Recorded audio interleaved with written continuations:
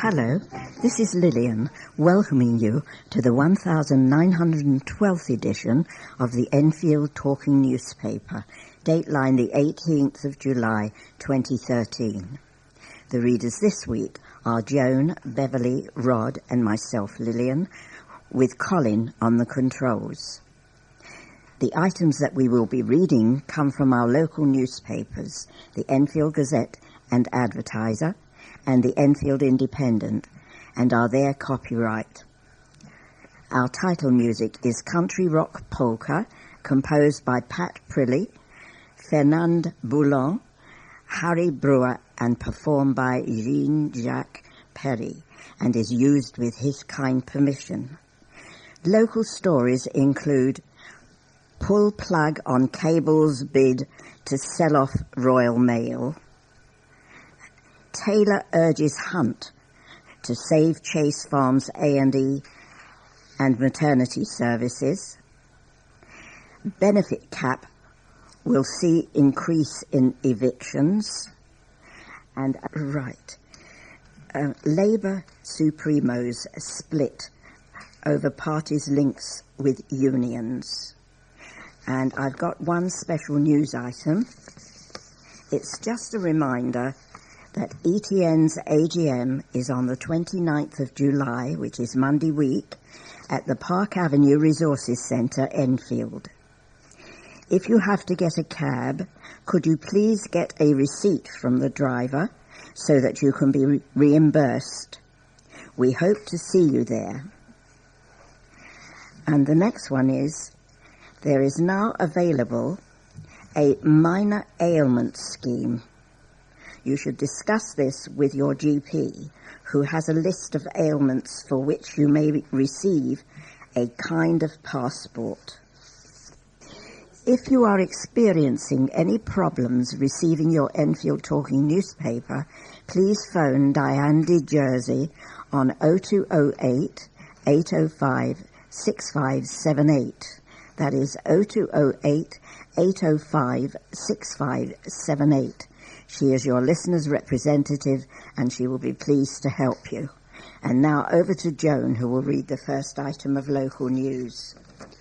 The Labour Party in Enfield has had its fair share of selection rows in recent weeks, but it was a dispute in a Scottish constituency that led to Ed Miliband facing the biggest crisis since he became leader, over the party's relationship with the trade union movement. The Advertiser asked prominent Enfield Labourites about their views on the dispute, which erupted after it was alleged that people in Falkirk had been recruited to the party by Trade Union Unite without their knowledge in order to get a union candidate selected. The row prompted Mr. Miliband to call for a renewed relationship with the unions. In a speech on Tuesday last week, the Labour leader proposed an opt-in system where union members individually decide to join the party, as opposed to the current system where members of most large unions automatically pay affiliation fees to Labour. Mr. Miliband's speech was welcomed by Edmonton MP Andy Love. He told the Advertiser, "My view is that Ed has taken bold and decisive action to deal with the Falkirk issue, but also about a range of other issues, such as whether or not MPs should be allowed to have second incomes and how parliamentary candidates should be selected. I am a strong proponent of the link with trade unions. There is a funding aspect to that, but the more significant point is that this link grounds the party in the realities of ordinary working people's lives. What I am interested in is maintaining a link with the unions while reforming the system." Mr. Love's sentiments were echoed by Joan Ryan, who was last month selected as parliamentary candidate for the party in Enfield North. "The relationship with the union movement is crucial," said Miss Ryan, who was the constituency MP until 2010, before losing the seat to Conservative Nick Dubois. It keeps us grounded and gives us the ability to govern in the interests of working people. But I do think it should be a fair and open relationship. Breaking the link would move the party further into the direction of the vested interests of corporate donors, who repeatedly get away without making the tax contributions that they should make. But Jeff Rodin, former leader of Enfield Council and treasurer of the Enfield Alliance Against the Cuts, pictured, was more sceptical about Mr. Miliband's move. I was not so surprised that Falkirk exploded, because it wasn't an attack by one faction against another, he told the advertiser. Eric Joyce, the MP who has been suspended, is a Blairite, and it is his faction which is leading the attack against the left of the party in that constituency. They started looking for reasons to discredit the union, which played right into the hands of the Tory press, who are always looking to knock the relationship between the Labour Party and the unions. In terms of union funding, I do believe there needs to be a way of levelling the playing field. The Tories have huge sums coming in from a small group of rich donors who are accountable to nobody. Unions are in no way perfect, but they are democratic institutions which are far more representative of people than hedge funds or supermarket chains. Council leader Doug Taylor has become the third Enfield politician to write to Health Secretary Jeremy Hunt in a bid to halt the controversial downgrade of Chase Farm Hospital. Following Enfield North MP Nick Dubois and Edmonton MP Andy Love's letters to Mr Hunt the previous week, Mr Taylor sent a letter last Wednesday calling on the Minister to immediately halt plans to cut accident, emergency and maternity services from the hospital in the Ridgeway, Enfield. The council leader reminded Mr Hunt of the commitment made by former Health Secretary Andrew Lansley, who, in 2001, assured councillors and health campaigners that services would not be withdrawn unless necessary improvements to primary and community care, as recommended by an NHS independent reconfiguration panel of clinicians, managers and independent members, had been made. Mr Taylor was prompted to write the letter after a council-commissioned report last month revealed that 5 out of 16 recommendations made by the IRP have not been met. The letter noted that planned new primary care centres will not be completed until next year. The lack of evidence of any increase in GP numbers and primary care appointment slots, and the fact that many practices in the borough are in substandard premises. Mr Taylor also emphasised that the Barnet, Enfield and Haringey clinical strategy, which sets out the hospital reconfigurations, hugely underestimated the increase in population Enfield has experienced, and that A&E waiting times are soaring.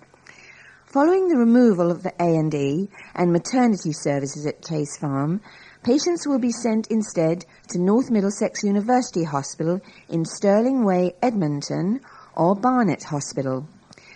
Mr Taylor concluded that if services are withdrawn without complying with the IRP recommendations, this will not only breach the preconditions on which your predecessor's approval to the reconfiguration was dependent, but will also, in the light of matters referred to above, endanger the health and well-being of the residents of Enfield. The Enfield, Barnet and Haringey clinical commissioning groups are overseeing the implementation of the strategy and are expected to make a final decision in September. A spokesman said the CCG decision on the timing of implementing these changes is not wholly dependent on planned improvements in primary care being completed. In 2007, the Barnet, Enfield and Haringey Board agreed that changes to A&E services at Chase Farm Hospital would take place when PCTs, that's primary care trusts, and now the CCGs, are satisfied that there is capacity at Barnet Hospital and North Middlesex Hospital, and also that community and primary care services will be able to accommodate changes in patient flows. Changes to A&E and to mothers giving birth will not impact or place any additional burden on the primary care system. The great majority of patients currently treated at Chase Farm Hospital will continue to receive their treatment there, and those with more serious emergency needs will be treated at regional stroke and heart units or the expanded facilities at Barnet and North Middlesex hospitals. As the benefit cap forces Enfield families out of the borough, the council predicts more people will be faced with eviction and homelessness. Figures obtained using Freedom of Information requests show families with children have been relocated using discretionary housing payments. In the first 2 months after the benefit cap was introduced in Enfield, 15 families with 46 children were moved out of London. Darren Johnson, London Assembly Green Party member, said, "Rents are so high across London that it is becoming impossible for people on low incomes, working part-time or temporarily unemployed, to stay put and make ends meet." While Enfield Borough Council says it's doing all it can to protect vulnerable families, Councillor Amit Ogner claims more trouble is afoot. The Cabinet Member for Housing said, "Although we do not know the long-term effect of the government's welfare benefit reforms on rental migration to Enfield, we do know that rents are currently rising in the private sector as demand grows for those in and out of work, including benefits claimants being placed in Enfield by other boroughs. Enfield Council anticipates a growing number of evictions and homeless applications as local people feel the effects of the government's welfare benefit reforms, putting extra pressure on our already hard-pressed services. The total loss of housing benefit in Enfield is more than £10 million a year. The authority says approximately 2,700 of Enfield's families, including an estimated 4,000 children, are currently financially worse off as a result of government changes to housing benefit. Edmonton MP Andy Love has joined in the chorus of voices opposing the proposed privatisation of Royal Mail. Following Business Secretary Vince Cable's announcement in the House of Commons last Wednesday, Mr Love condemned government plans to sell off its majority stake in Royal Mail this financial year. Mr Love, who is on the Treasury Select Committee, said, "Both the Royal Mail and Post Office should be publicly owned, giving the taxpayer an ongoing interest in the maintenance of the universal service obligation, as well as an ongoing interest in the business agreement between the two of them. In their rush to sell off Royal Mail, the government is certainly not delivering best value for the taxpayer or safeguarding Royal Mail's long-term future." Last Wednesday, Mr Cable said the Postal Service sell-off was necessary for growing the service without contributing to government debt. He disputed claims that the move would threaten the universal service obligation to deliver to 29 million homes throughout the UK. But the Communication Workers Union, which launched a Save Our Royal Mail campaign last week, said the universal service obligation would very quickly go out of the window if the service was privatised. Tony Davis, CWU branch secretary for North and North West London, said, "Despite what Mr Cable says, we do not believe for 1 second that a private company will honour the universal service obligation. They will try and get around it somehow in order to bring down costs. If we are turned into a private company, management will be mainly concerned with turning a profit for the benefit of the shareholders. The number of deliveries would be cut, services in rural areas will suffer, and there would no doubt be job losses. It should remain in public hands. Moya Green, Chief Executive Officer of the Royal Mail Group, said existing services would remain in place.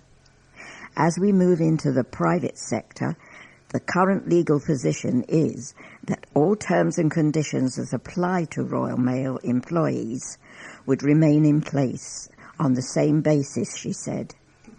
To provide further reassurance, we will create a legally binding and enforceable contract with the CWU.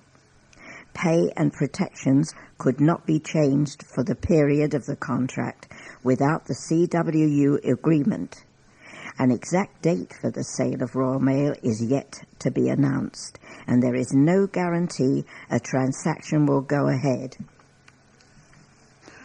A mother and her 8 children were evicted from their 4-bedroom house after the benefits cap forced her to choose between feeding her family and paying the rent. Mother of 8, Naketa Wills, 37, and her children, aged from 12 months to 18 years old, were kicked out of their Penchard Crescent home in Enfield Island Village last month after her total annual benefits bill was limited to £26,000. The limit was introduced after Enfield Council piloted the benefits cap scheme from April, which this week has been rolled out nationwide.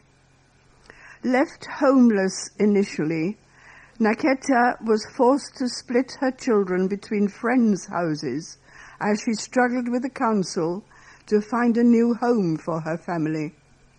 She told the Advertiser, "I was terrified because when I went to the council, I was told that there were no more council houses, and I knew I couldn't possibly afford to rent privately again." Faced with a shortage of larger properties in the borough, the only temporary accommodation that could be found for her family was a house in 7 Kings, Ilford.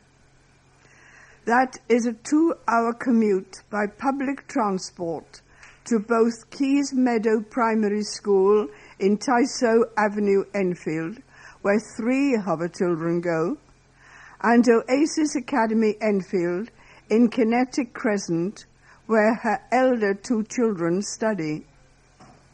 Not everyone who is in this situation chooses to be here deliberately, Naketa said. If the government listened to how I ended up, and I'm only here, then they wouldn't understand. I didn't want to be a single mother. I'm not crazy. It's not an easy job.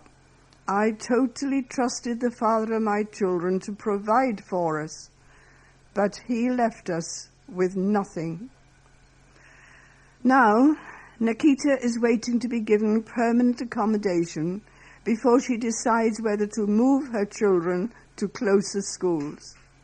She added, "I have no problem in doing whatever it takes to keep my family together. And if that's getting a job, no problem. But what if I apply for a job in Ilford and then have to move again? Should I get a job in Enfield then? But the travel alone is so expensive. I just don't know what to do." The cap prevents people who are not in work from claiming more than £26,000 in total benefits. A spokeswoman from the Department of Work and Pensions said, "The cap means claimants are no longer able to receive more in benefits than the average salary of a working family and have to make the same decisions about their finances, including where they can afford to live." Now, the Advertiser comment starts with the headline, "Pen pushers don't consider human cost of their cuts." As we have reported in the last 2 weeks, swingeing cuts are hitting families hardest. Last week we wrote how a mother was facing the choice of quitting her job to care for her second child because government cutbacks are causing local authority childcare providers to reduce the number of places for babies. This week, learn that a woman has been forced to move her family to Ilford because the benefits cap means she can no longer afford to live in private rented accommodation. When these anonymous office workers somewhere in Westminster draws up the latest money-saving, benefit-busting, shirker-starving idea, they do it with one eye on their calculator and the other on the opinion poll. But they must not think about the lives their pen strokes affect. After all, surely could not be real people who will be living cramped and difficult lives, choosing whether to eat or not as a result. Cleverly, the government has created a scrounging bogeyman as a scapegoat for all economic ills. All these sums dreamt up are purely to get him off his backside and into a job. We are told to stare and point at this malformed beast who brought his downfall on himself because he was too feckless or lazy to join the tax-paying ranks.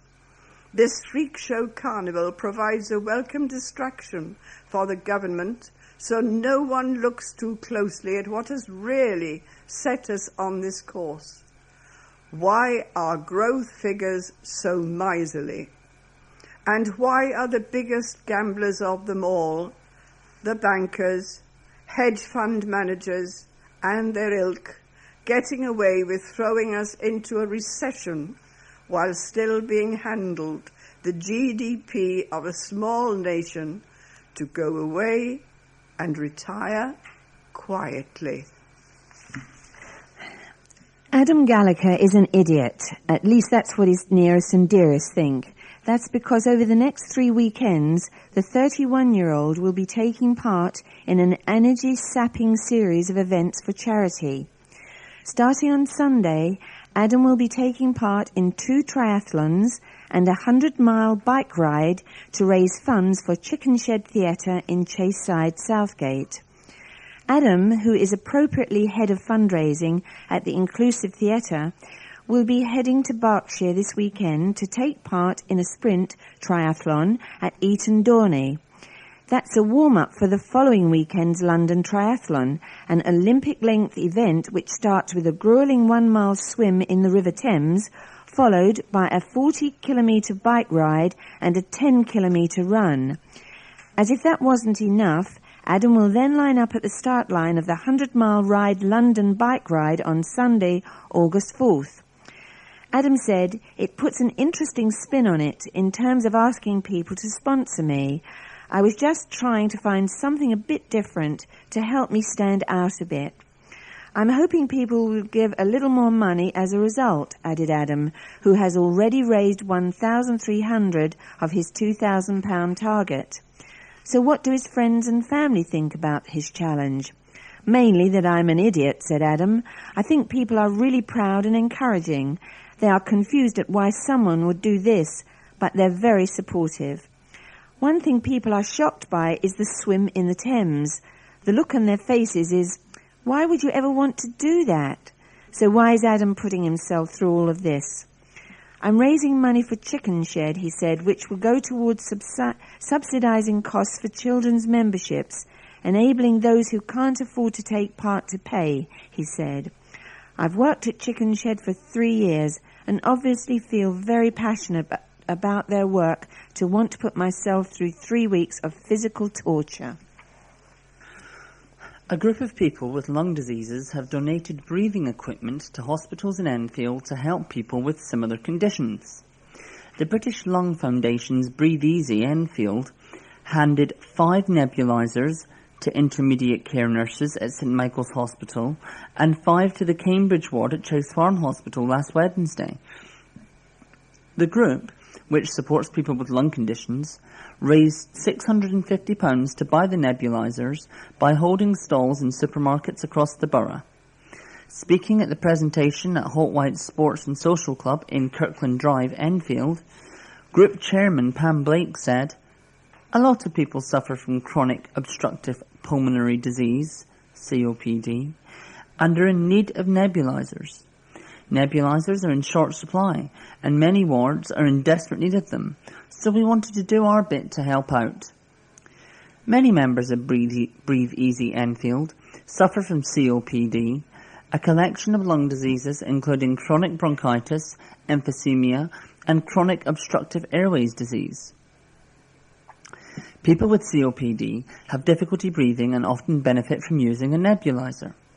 Alan Partridge, 63, from Ponders End, said, "I wanted to help out to raise the money because I know how helpful a nebulizer can be.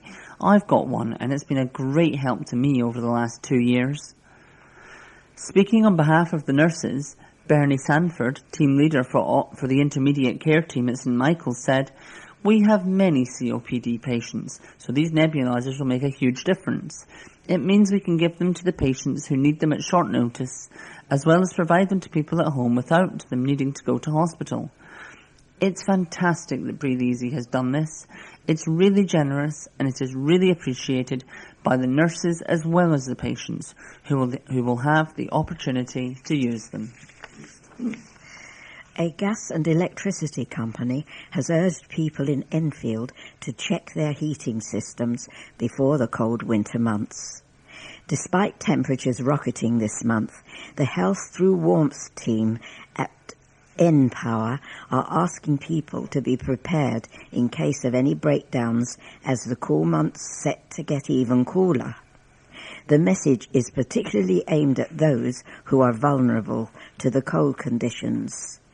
Elaine Midwinter, N-Power Health Through Warmth Scheme Manager, said, "The summer months are an ideal time to get your heating serviced and check that everything is in good working order." A nanny who has a rare heart condition is taking on a 60-mile cycling challenge to raise money for the British Heart Foundation. Desperate not to let her heart condition stand in her way, Charlotte Vaughan, 27, from Enfield, got on her bike and joined the charity's London to Brighton night ride, which set off on Saturday night. Speaking before she left, Charlotte said, "I had my first surgery when I was 18, and I was free of it until I was 21. I was at university, and all of a sudden it came back out of the blue. It meant I didn't carry on with my studies, and I had another surgical procedure at 24. A year later, I had another surgery, and this is where they found the place in my heart where the fast, irregular rhythm was starting and was very unusual. I am longing to start a family with my partner, but my life is on hold until I can sort out my heart problems.